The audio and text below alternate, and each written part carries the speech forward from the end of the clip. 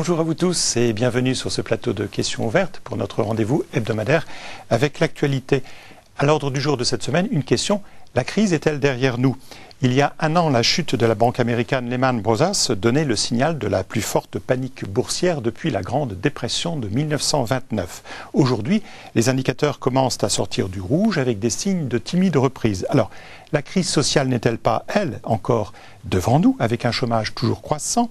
La solidarité a-t-elle pu jouer pour les victimes de la crise? Le capitalisme a-t-il pu être moralisé? Nous allons tenter de répondre à ces questions avec l'aide, comme chaque semaine, d'éditorialistes de médias chrétiens. Et j'ai le plaisir d'accueillir sur ce plateau aujourd'hui Guillaume Goubert. Bonjour. Bonjour Dominique. Vous êtes rédacteur en chef au quotidien La Croix. Samuel Pruvot, bonjour. Bonjour. Vous êtes rédacteur en chef à l'hebdomadaire Famille chrétienne. Alors, avant de vous donner la parole, je vous propose un premier éclairage en images avec les propos du pasteur Olivier Bresse, qui est à l'Entraide protestante et qui œuvre aussi principalement au collectif des associations regroupées sur le thème d'alerte. Émeric Coletta l'a rencontré, on regarde. Mais où va donc la crise? Un an après son début officiel, les indicateurs se heurtent et les observateurs se contredisent. En effet, si les marchés financiers semblent mieux se porter, c'est une tendance plutôt négative du côté du monde caritatif. Depuis le début de l'année, les demandes sont en constante augmentation et les associations semblent débordées. Donc une augmentation d'abord de l'aide alimentaire importante. Les Restos du Cœur, les banques alimentaires, elles signalent toutes des augmentations de l'ordre de 15% ou 20% sur la dernière année. Donc ça, on sait déjà, ça a été tout à fait sensible. C'est ce qu'on remarque aussi depuis alors quelques mois, c'est une augmentation des demandes d'aide financière. Par exemple, le Secours catholique a noté qu'il y en avait une augmentation de 15% sur ces 7 derniers mois. Une tendance confirmée par l'évolution du profil des demandeurs. En première ligne, on retrouve les familles monoparentales. Donc c'est une situation de fragilité très forte quand une femme avec des enfants se retrouve seule ou doit assumer seule ses responsabilités. Mais ça, donc, disons, c'est on pourrait dire presque, le cœur des personnes qui vivent des difficultés. Voilà. Mais aujourd'hui, donc, effectivement, on s'aperçoit qu'il y a un nombre de personnes en augmentation qui se tournent vers les associations. Quand on parle donc des étudiants, donc une hypothèse, c'est que certains d'entre eux pouvaient survivre avec des petits boulots et que les petits boulots sont de plus en plus rares. Et puis aussi, donc, on note une augmentation du nombre de personnes âgées. Le Secours populaire nous signalait qu'il rencontrait des personnes âgées qui maintenant allaient vivre ou retournaient vivre chez leurs enfants parce qu'elles ne pouvaient plus assumer, par exemple, leur loyer et leurs charges. Et avec l'arrivée de la saison hivernale, la situation deviendra encore plus problématique. Les réalités financières et sociales ne se recouvrent donc pas forcément et la crise est finalement un concept aujourd'hui plus pertinent une fois conjugué au pluriel. Alors Guillaume Goubert, est-ce que vous partagez le point de vue d'Olivier Bresse? Ce sont toujours les mêmes, les pauvres, qui souffrent le plus de ce genre de situation? Bien sûr. Bien sûr. De fait, je pense que la crise sociale est encore devant nous. Les marchés boursiers, les marchés financiers ont retrouvé un certain calme et il faut s'en réjouir parce que on a vraiment frôlé une grande catastrophe il y a un an. Donc on est à l'abri maintenant ? Non, c'est pas encore tout à fait sûr qu'on soit à l'abri. Il y a certains parlent d'un scénario en W, c'est-à-dire qu'on est tombé, on est remonté, et on risque de retomber. Donc, je veux dire, on n'est pas complètement rassuré. Mais disons que plus les mois passent, plus on peut espérer quand même qu'on a passé le cap de la grande tempête. Donc, qu'on ait réussi semble-t-il, à conjurer cette catastrophe financière, c'est quand même une bonne nouvelle, parce que, je veux dire, la situation des pauvres aurait été encore pire. Qu'il y ait déjà des signes de reprise économique, c'est également une bonne nouvelle, et il faut espérer qu'ils vont se confirmer.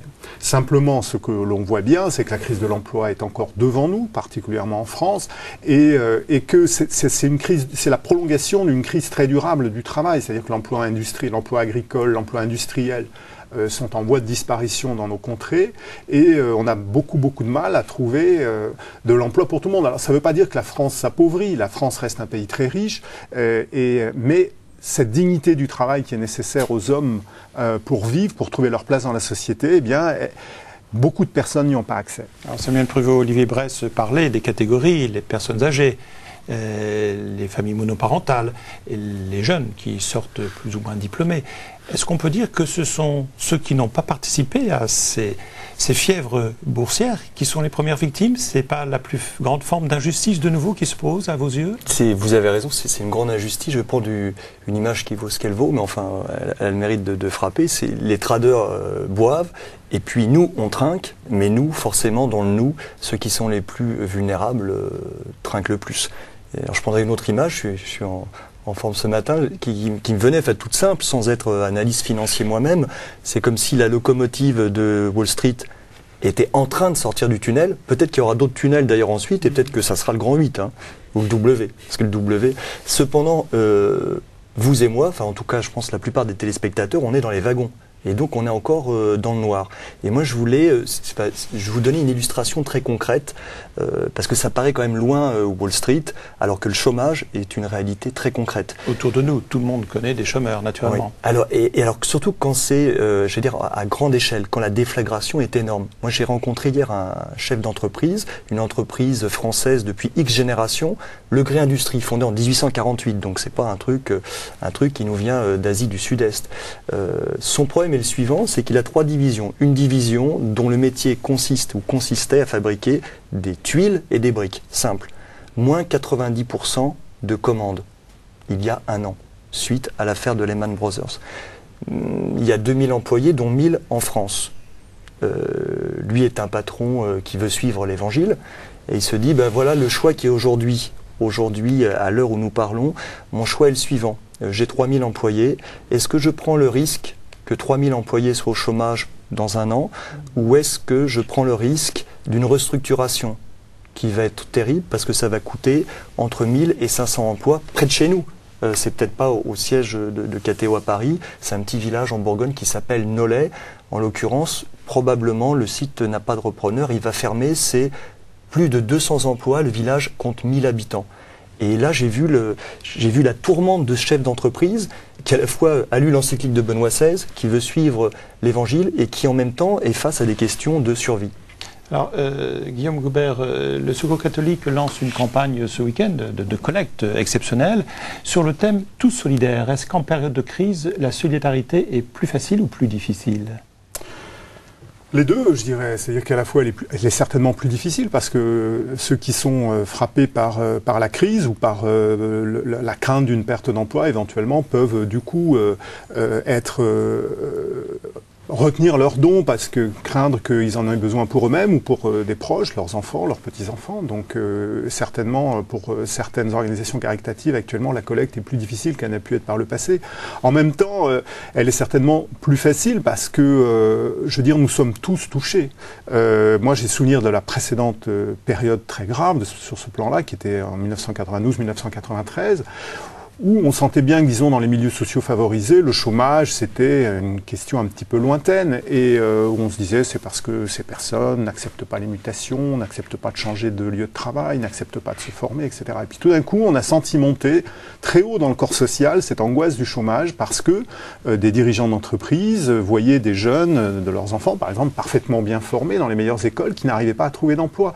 Donc je pense qu'on va traverser sans doute une nouvelle période comme celle-là, qui aura au moins cette vertu douloureuse qu'on va être obligé de tous réfléchir sur cette question. Et je pense que l'exemple que prenait Samuel de chef d'entreprise est très, très intéressant, parce que c'est vrai qu'il y a un certain nombre de personnes qui jusqu'ici ont pu vivre en se disant bah, c'est comme ça et c'est pas autrement, là, et qui tout d'un coup, parce que ça va les toucher de très près, vont se dire mais au fait, est-ce qu'il ne faut pas qu'on fasse autrement pour que le bien commun soit mieux honoré ?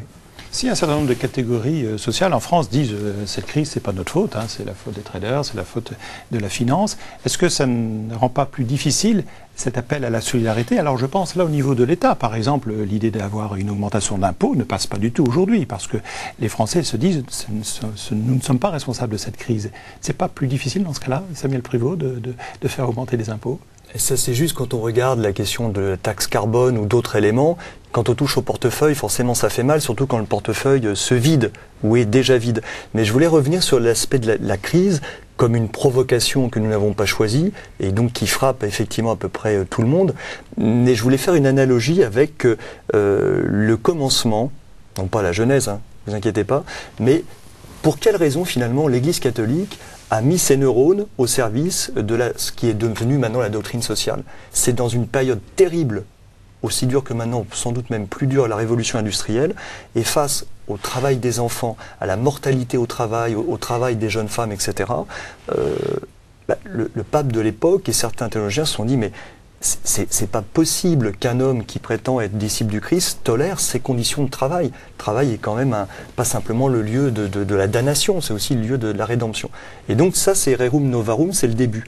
Et moi, ce que j'espère, et en fait, quand on est sur le terrain, on voit beaucoup d'illustrations. En tout cas, du côté catholique, c'est une formidable protestation et provocation pour qu'on sorte le meilleur de nous-mêmes. Et donc c'est un petit peu dur, mais plus la crise est profonde, plus elle est déstabilisante pour nous, plus elle est une obligation justement à être créatif et à changer nos paramètres. Alors en période de crise, Guillaume Goubert, la doctrine sociale de l'Église, ça peut être une lecture intéressante et opportune. On peut y trouver des motifs. Quel genre de thèmes?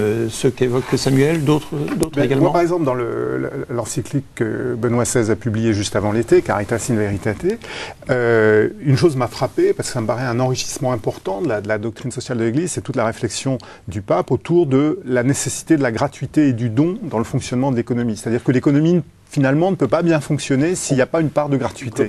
Et je trouve que c'est une très... Dans nos sociétés occidentales. Je veux dire, il y a des prémices, il y a des choses. Je veux dire que quand vous voyez le développement, certes, ça reste marginal, mais ça se développe vite. De choses comme le commerce équitable, comme l'épargne solidaire, eh bien, c'est ça dont parle Benoît XVI. Les yaourts de Danone au Bangladesh, c'est vrai qu'a priori, on ne pensait pas que Danone se spécialiserait à faire des yaourts à bas prix au Bangladesh.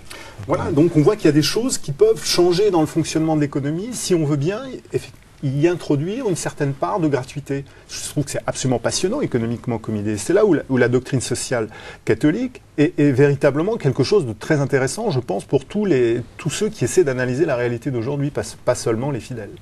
Alors, on parlait de la doctrine sociale de l'Église, vous faisiez allusion au texte de Benoît XVI. On sait que la plupart des derniers papes ont mis l'accent aussi sur les dérives du capitalisme. Alors, il y a un an, nous démarrions cette émission avec le même thème de la crise qui démarrait à cette époque et on évoquait déjà l'aspect éthique de ce capitalisme avec cette fameuse question, est-ce qu'on peut réguler le capitalisme? Alors, c'est bien ce que soulignait Jean-Paul II, Benoît XVI dans leurs écrits, le capitalisme peut aboutir aux pires dérives. Est-ce qu'on peut réguler, est-ce que le capitalisme a pu être régulé en un an? Moi, je dirais, pour prendre une analogie scolaire, on dirait peut mieux faire. C'est-à-dire qu'il y a quand même eu un certain nombre de progrès depuis un an. Qu'il faut noter, qu'il faut saluer, mais sans doute pas assez pour... je pense, prenons un ou deux exemples. Je pense que sur les paradis fiscaux, il y a quand même ça a commencé à bouger un peu pour dénoncer le scandale et le danger que représentent les paradis fiscaux pour la sécurité financière du monde. Donc il y a quand même un certain nombre de choses qui ont été mises en lumière, qui ont été stigmatisées. Il y a un certain nombre de dispositions qui ont été prises, mais probablement pas assez. Un autre exemple, c'est on a vécu quand même pendant des années avec le dogme des 15% de profit que doivent faire les entreprises. Aujourd'hui, plus personne ne parle de ce 15% parce qu'on s'est rendu compte que c'était extrêmement destructeur. Alors, certainement, un certain nombre d'actionnaires ou de fonds d'investissement vivent toujours avec cette idée du 15% et qu'il faut exiger des entreprises cette rentabilité de 15%. Mais ça n'est plus proclamé comme une espèce d'idéal. C'est déjà un progrès. Alors, la semaine prochaine, il va y avoir une grande réunion à Pittsburgh de l'instance qu'on appelle le G20 qui rassemble les 20 principales économies du monde. Entre nous, c'est un progrès aussi, ça. Je veux dire, autrefois, c'était le G7, c'était uniquement les grands pays du Nord, les grands pays riches du Nord. Maintenant, il y a un certain nombre de pays du Sud qui sont associés à la discussion, le Brésil, l'Inde, l'Afrique du Sud. C'est un progrès dans la concertation mondiale. Bon, on sait en même temps qu'au G20, il va y avoir des déceptions parce que, par exemple, Barack Obama en ce moment est dans une bataille politique extrêmement difficile pour essayer d'introduire la sécurité sociale aux États-Unis, pour faire simple. Donc, il ne peut pas en même temps se mettre à dos toutes les professions financières. Donc, il va probablement être plutôt défensif par rapport à ce que vont lui demander les Européens, c'est-à-dire d'aller plus loin dans le sens d'un contrôle strict des activités financières. Vous êtes d'accord, Samuel, avec ce jugement peut mieux faire, oui, mais il y a des progrès? Par exemple, Barack Obama, si j'ai bien compris, un des éléments sur lequel il a renoncé, au moins temporairement, et je pense que tous les téléspectateurs vont piger tout de suite, c'est l'aspect des bonus. En fait, je pense que lui, intimement, il est tout à fait convaincu que les bonus, eux aussi, doivent être régulés. Le problème, c'est qu'effectivement, on ne peut pas être au four et au moulin, et que même si les Européens et notre cher président ou omniprésident l'exigent, il n'est pas le seul, c'est une bonne idée, mais le problème, c'est que les bonnes idées ne sont pas forcément tout de suite applicables pour 1000 raisons. L'élément que je voulais donner, c'est que c'est pas du tout pour casser l'ambiance. Moi, je salue ce progrès, le fait que les politiques prennent la mesure de la gravité des éléments, et l'économie a besoin du politique pour se réguler. Mais je suis pas certain qu'il y ait des solutions techniques miracles. Qu'il faille des solutions techniques et puis qu'elles doivent être adaptées, etc. En fait, le vrai miracle, si on reste dans ce genre sémantique, ça serait le vrai miracle, ça serait la conversion des acteurs économiques eux-mêmes. Et Guillaume Goubert y a fait allusion. Il ne faut pas noircir le tableau, mais il y a certains pionniers, en France on en trouverait un certain nombre, de groupes dont les dirigeants ont envie ou prennent le risque d'avoir des pratiques qui sont dans la sphère économique, mais qui ne répondent pas à l'exigence habituelle, qui n'est pas mauvaise, qui n'est pas un péché, qui est d'être rentable et de faire du profit. Et je reviens peut-être effectivement à la fine pointe de l'encyclique de Benoît XVI, c'est-à-dire que non pas en dehors de l'économie, pour être altruiste, pour être gentil, pour aimer son prochain, mais à l'intérieur même de l'économie, il nous dit en gros, je résume avec des mots très vulgaires, parce que lui est plus subtil, à l'intérieur de la sphère économique, si la recherche du profit est le seul et unique moteur, l'économie tourne en rond. Donc lui, il y a un petit grain de sable. Ce grain de sable, c'est la gratuité, c'est le don, qui effectivement peut changer la donne. Et à mon avis, nous chrétiens, si on s'honore non pas de cette étiquette, mais de ce souffle, de cette identité, si nous, on ne jette pas quelques grains de sable dans la machine, qui le fera? Alors, toujours sur ce registre de l'optimisme plus ou moins mesuré, au cœur de la crise financière, les banques. Alors, les banques, à votre avis, Guillaume Goubert, peuvent être sur un registre où il y a un peu plus de régulation. On a eu l'impression, tous ces dernières semaines, que les banques pensaient retrouver les anciennes règles, mettaient de côté de quoi alimenter les bonus des traders, comme si tout allait redémarrer comme avant. Est-ce un sentiment faux que l'on a eu ? Les banques, elles sont quand même très très conscientes d'être passées au bord d'une très très grande catastrophe. Donc elles sont dans une situation un peu schizophrénique, c'est-à-dire qu'à la fois elles ont besoin de retenir leurs meilleurs collaborateurs qui demandent des rémunérations variables, très importantes, etc. Elles n'ont pas envie de les voir fuir parce que c'est quand même une condition pour que la boutique puisse tourner. Et en même temps, ils savent bien que ils ont frôlé, toutes ces institutions ont frôlé la faillite au cours de l'année écoulée, et qu'elles ont besoin de renforcer leurs fonds propres. Et ont été sauvées par les États. Et ont bénéficié d'un apport financier des États extrêmement important.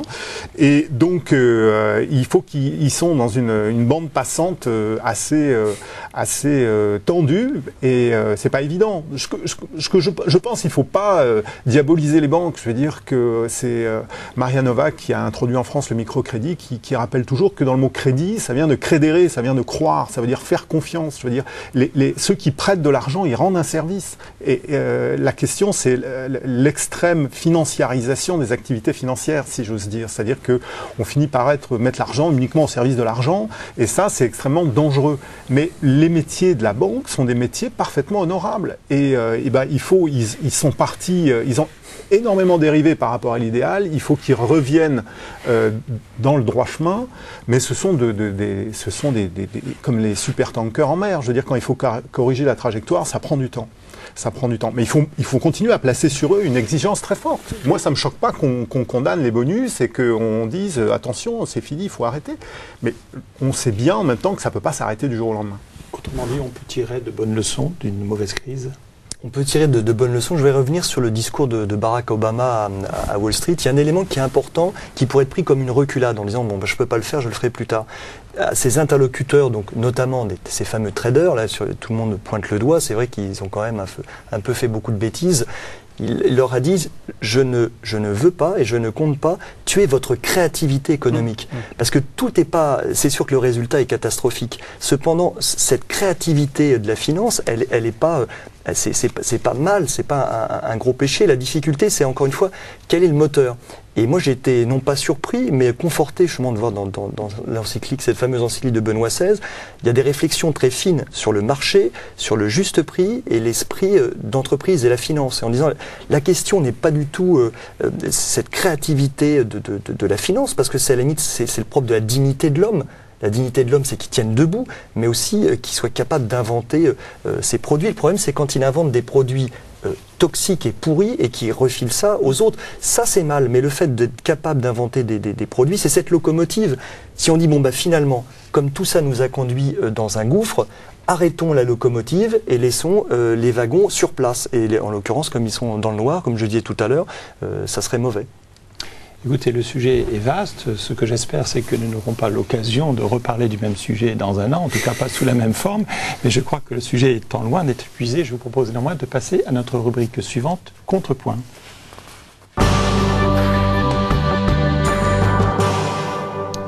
Alors Guillaume Goubert, un point d'interrogation, un point d'exclamation, des points de suspension. Qu'avez-vous choisi aujourd'hui? On va dire des points de suspension. Point d'exclamation. Excusez-moi. Je pense, j'ai une pensée pour ceux qui vont manifester ce week-end à Rome pour la liberté de la presse.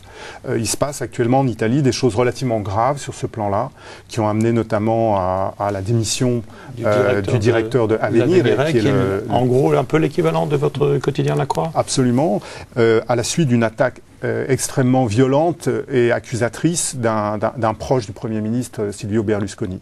Il y a actuellement des relations extrêmement tendues entre le président du Conseil italien, Silvio Berlusconi, et la presse italienne, une situation qui est née d'un certain nombre de faits concernant la vie privée du président du Conseil.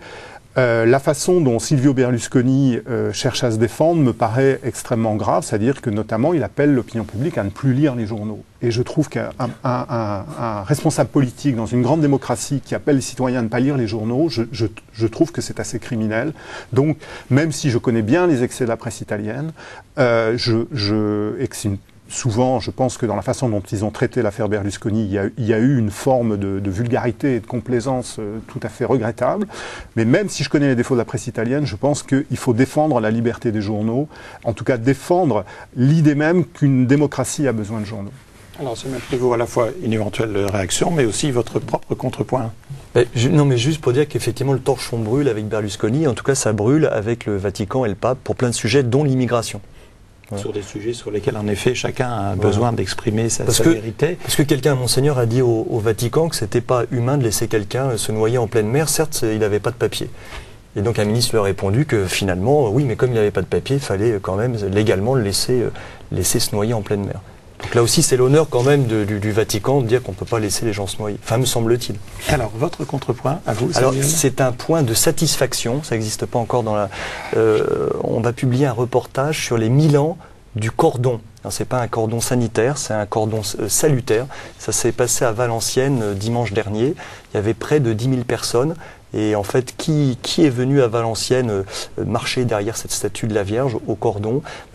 Vraiment la France d'en bas. Alors, rappelez la légende, c'est la Sainte Vierge qui avait, selon la légende, protégé Valenciennes de la peste. C'est bien ça? Légende ou réalité, en tout cas, ce dont on est sûr, c'est qu'aujourd'hui, il y a des pestes et que si on demande à la Sainte Vierge de nous en guérir, du moins c'est ce que demande Monseigneur Garnier, il a bien raison, parce qu'il n'y en a pas qu'une, il y en a des dizaines. Et donc, c'était très fort et très émouvant de voir ces milliers de Français, compatriotes, et vraiment de la France d'en bas, avec des problèmes de chômage, de boissons, d'inceste terrible. Il y a une concentration, de voir cette ferveur populaire qu'on nous avait dit disparue depuis, je sais pas, le 19e siècle. Eh bien, elle existe, et en tout cas, elle est preuve d'un grand réconfort. Une réaction, Guillaume? Oui, moi ce que je trouve très intéressant, dans la démarche du diocèse de Valenciennes, c'est que par rapport à cette tradition selon laquelle la Sainte Vierge aurait placé un cordon, un saint cordon autour de la ville pour la protéger de la peste, il y a eu toute une réflexion depuis un an, puisque les célébrations ont duré un an dans le diocèse, sur les pestes d'aujourd'hui. Et c'est donc, ça nous ramène un peu à notre sujet d'ouverture, c'est-à-dire que les chrétiens sont présents dans le monde tel qu'il est, et ils ont besoin de réfléchir à la lumière de leur foi, à la lumière de leur tradition, y compris la piété populaire, pour comment faire face aux difficultés qui sont les nôtres aujourd'hui et d'être présents et actifs dans le monde.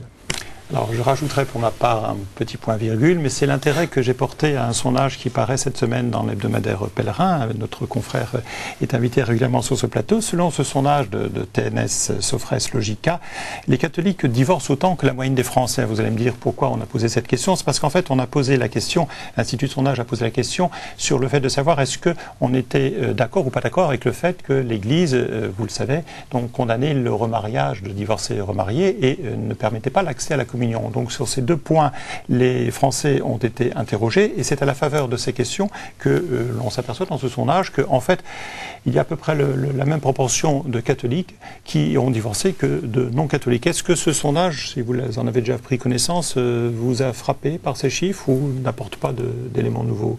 Guillaume Goubert. Une chose qui me frappe, c'est qui apparaît dans le sondage, c'est que les catholiques divorcent, mais ils divorcent beaucoup moins vite que les autres, et que la foi les conduit, leur appartenance religieuse les conduit quand même à se poser beaucoup de questions avant éventuellement de se séparer. Je pense que c'est une différence qui mérite d'être soulignée. Très bien. Nous aurons bien entendu l'occasion de revenir, je pense, sur ces sujets.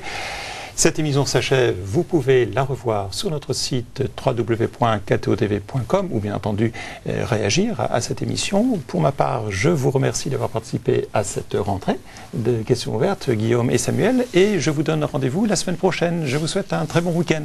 Au revoir.